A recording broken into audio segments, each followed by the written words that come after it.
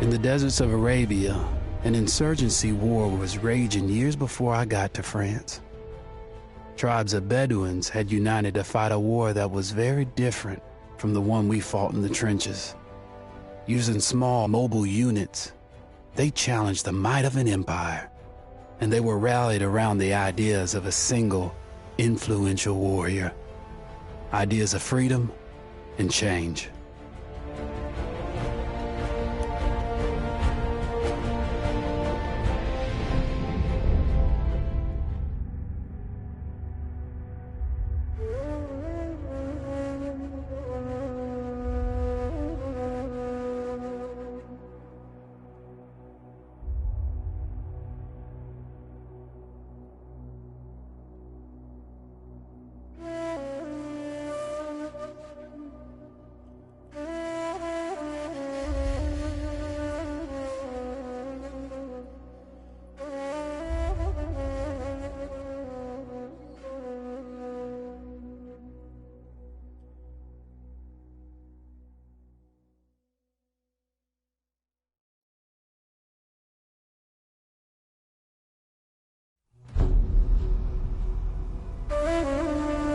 The Arabian Desert, a vast ocean of drifting sands and scorched, sun-baked rocks.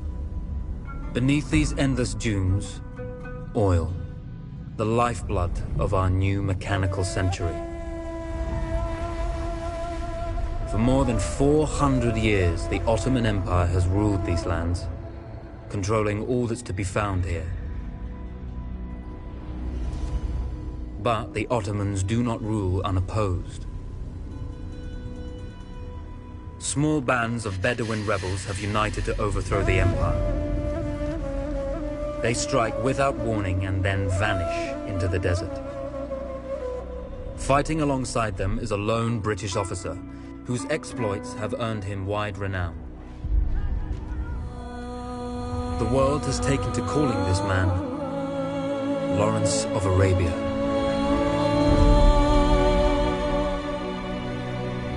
In the desert, you rely on good planning, but you also hope for a dash of luck. And luck was with us when we learned of a recently derailed Ottoman train carrying a most interesting piece of cargo.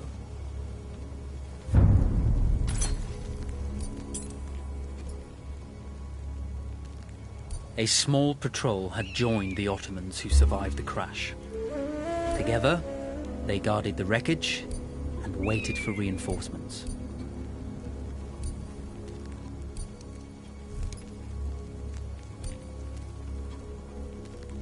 When your enemy has better weapons and better equipment than you, steal from your enemy.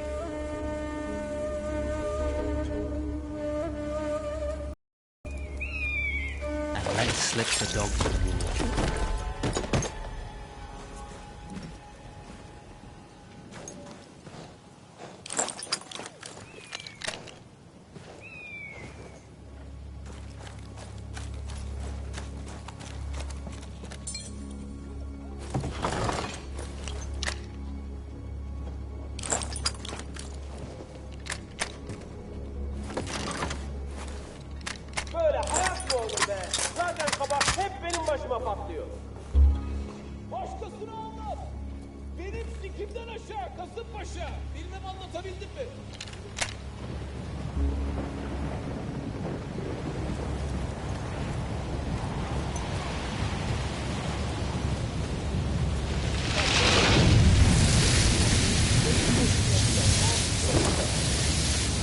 Benimle konuşma.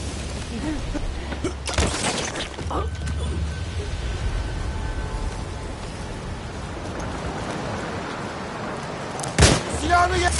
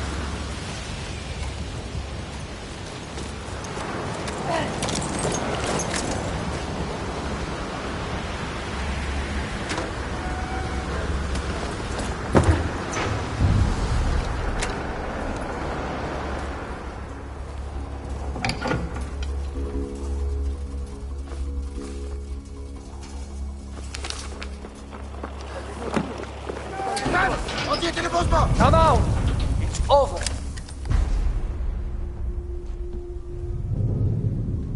Well, you did not think we would be fast enough to catch you here, did you?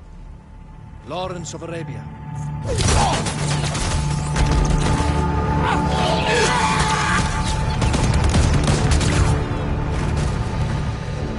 Actually, I was rather depending on it.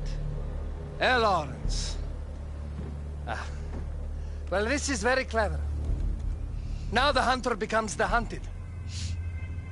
So who might you be? How enchanting you are, my dear. Ahmed. I'll show you enchanting. If it weren't for you, I'd be free. Free, is it? You'll be free when you're dead. And I'm happy to tell you, the Empire intends to grant you all this freedom very soon. Even now, an engine of destruction scours this desert, obliterating your allies, your families, your homes. Soon there will be nowhere to run. Nowhere to hide. Soon all that you know, and all that you love, will be ashes. You will all be free to die. Oh, you animal! Zara.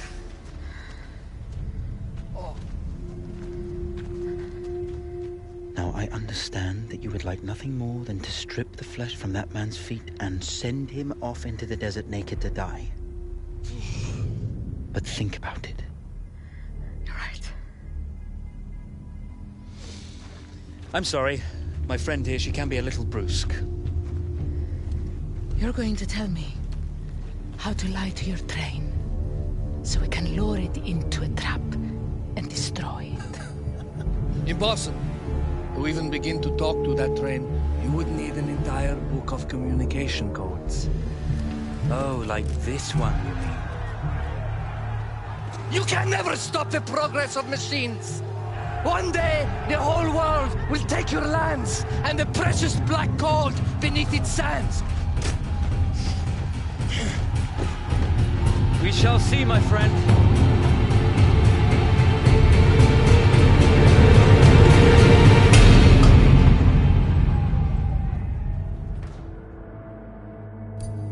Of course, obtaining the codebook was not enough. To destroy this Iron Dragon, this Canavar, as the Ottomans had named it, we had to send it 3 encrypted messages telling it to stand down. There were Ottoman outposts scattered along the railroad tracks. The commanders there carried high-priority message capsules. We had to use those to send our orders. Infiltrating the village wouldn't be easy. A full detachment of Ottoman soldiers had occupied it. The Ottomans had chosen an isolated location for their desert outpost. It seemed lightly defended. It was also well stocked with arms and equipment. The ancient ruins were all that remained of a civilization now lost to time. The Ottoman Empire brought in the modern world with a host of armored vehicles and field guns. 3 commanders to eliminate, 3 personal message capsules to be stolen, and then sent with our false orders. How Zara tackled this dangerous and audacious mission was up to her. The Bedouin treasured their horses, and in return, those animals granted their riders unparalleled speed and mobility.